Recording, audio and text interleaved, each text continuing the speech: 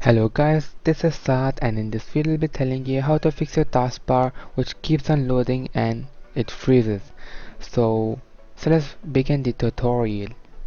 So I found this Reddit and this actually worked for me, and I have given the link in the description and you can just follow the steps, and I'll be also showing you how to fix your issue.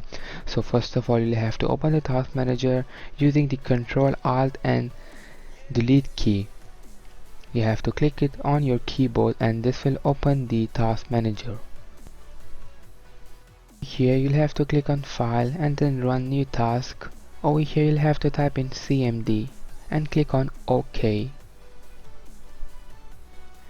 As you can see over here, you'll have to type in a code from here. You can just copy paste it from here, Control C and then Control V over here and hit enter on your keyboard.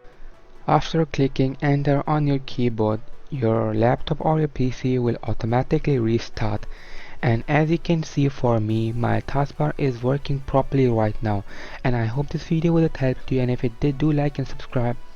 We'll meet in the next video. Till then, peace out.